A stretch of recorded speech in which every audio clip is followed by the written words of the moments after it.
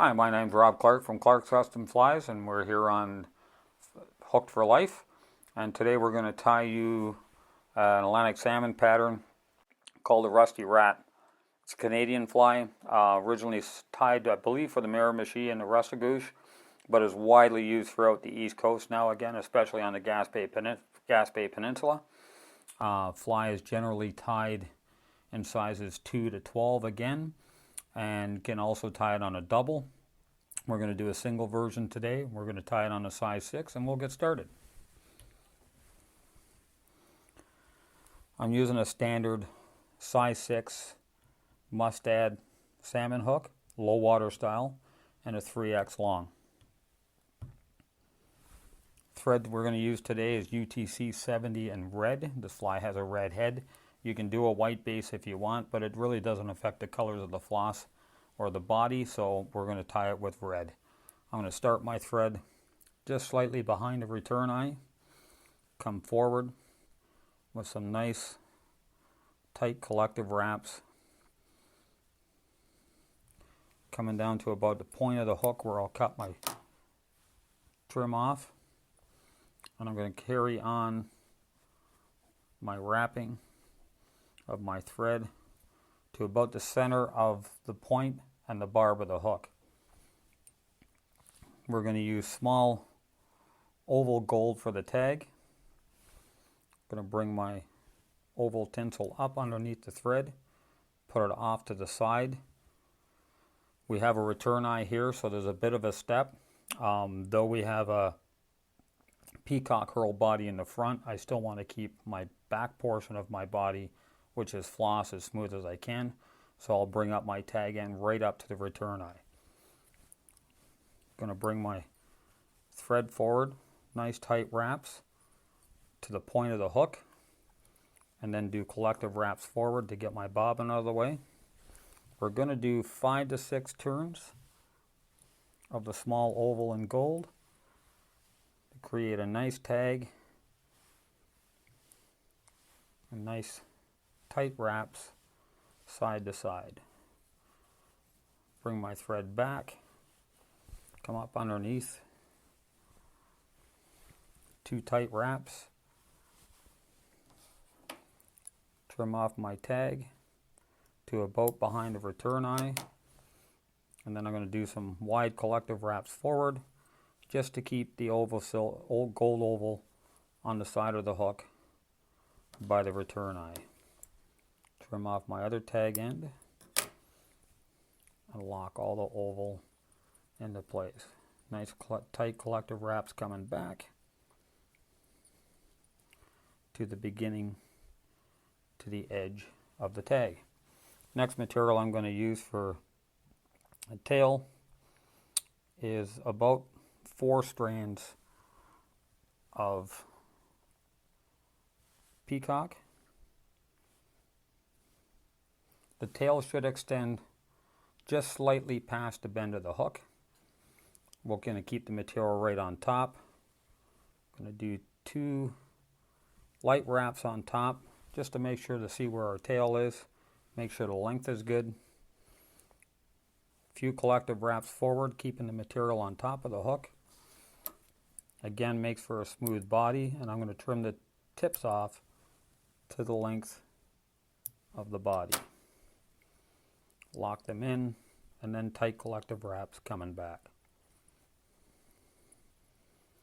Keeping all the material right on top for the tail. Next thing I'm going to do is put in my rib. Again, of gold oval tinsel. Again, I've come up and around and locked my oval in place. 2 turns, leaving my tag end up near the end to trim off after. And the first portion of the body is unifloss and rusty gold. Not yellow gold, but rusty gold. The darker orangey gold color is the key to this particular pattern on the back end of the body. Again, I brought my floss up underneath the thread.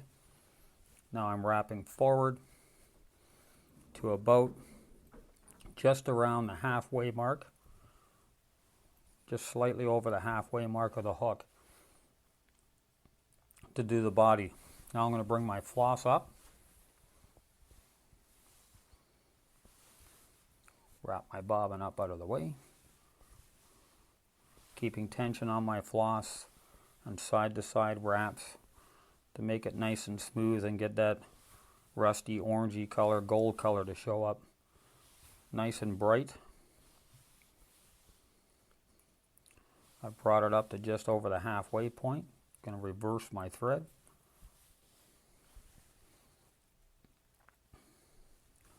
Lock in my floss.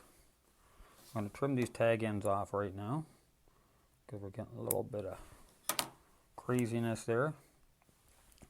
Now I'm going to bring my floss up to the top and lock it in at the very top of the body.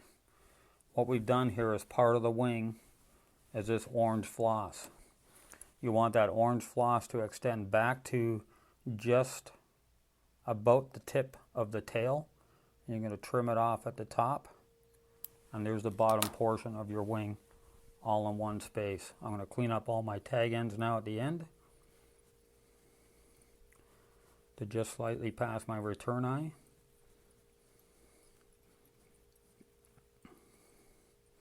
And bring it right back to where I have the floss. I'm just pulling out the floss a bit right now to pull out the strands to create that wing at the back.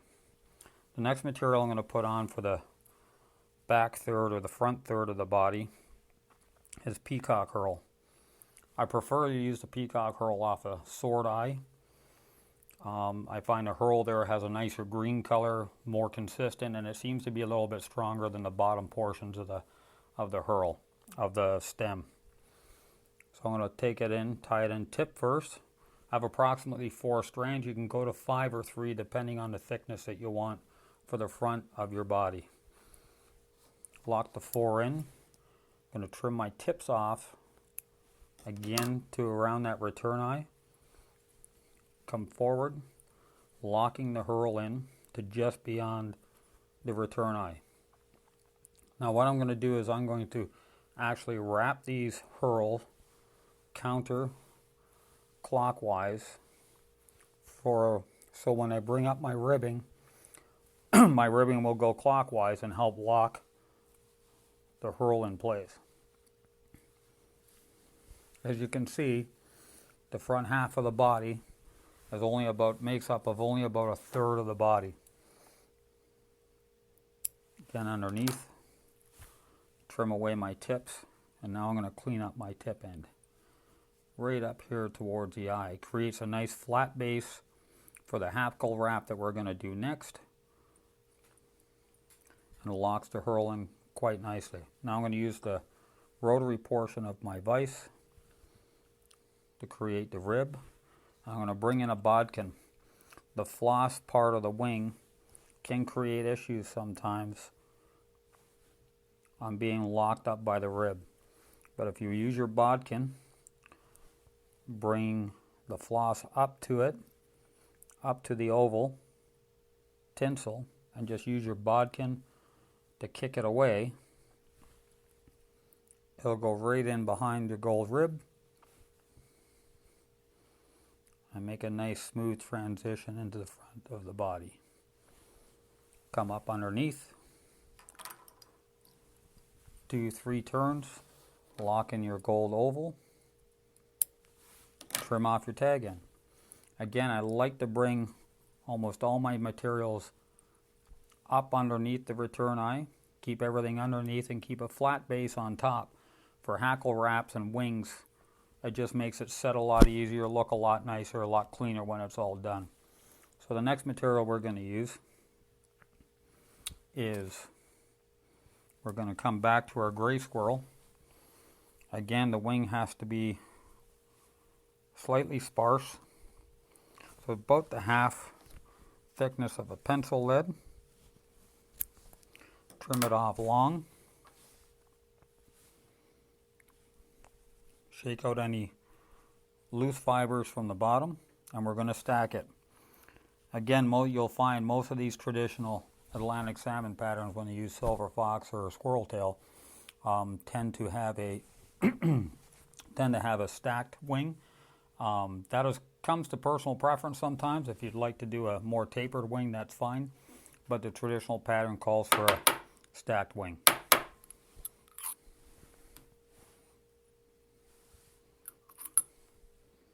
Pull the wing out.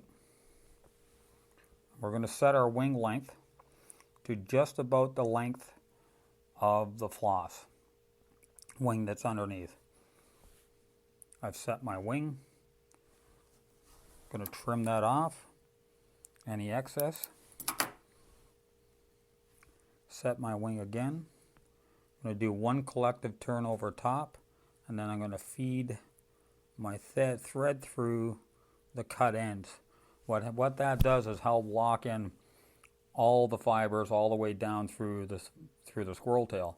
It tends to be slippery and so forth. If you just do a bunch of wraps over top, sometimes you lose part of your wing because it's not strong enough. And because we're tying a fly for fishing, we want a good, strong, solid fly. Going to lock them in place nice and tight. And everything sits nice and low and sparse just the way you want it, so that orange floss does show through on the wing. Our last and final material we're going to use is a basic saddle hackle.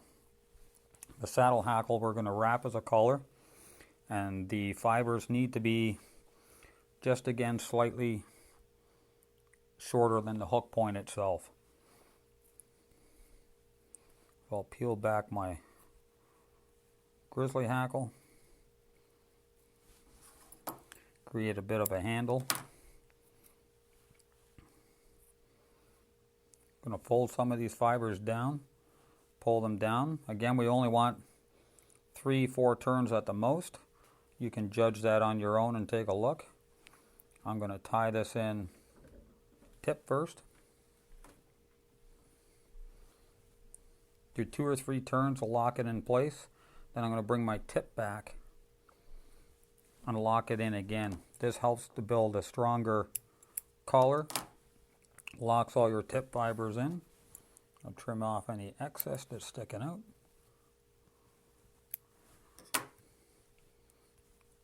Spiral wrap forward, and now we'll do our turns of grizzly hackle. Folding the hackle back as we come around. You can use hackle pliers if you like. I still prefer to use my hands, not everybody does. I find I just tend to have a little more control, but that's fine as well.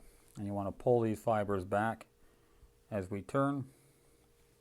Going to finish up underneath. Bring my bobbin back. Up underneath, capture the stem. 1, 2, 3 turns. 4 to make sure the stem's captured. Trim it off. Come forward. Go back. Hackle is about the length that I want and where I want it. And now we're just going to build up a nice red head. I'm going to spin my thread and flatten out the fibers. This just helps create a much smoother, cleaner head on the end result. Gets rid of all those thread marks for when we put on our clear finish, whip finish.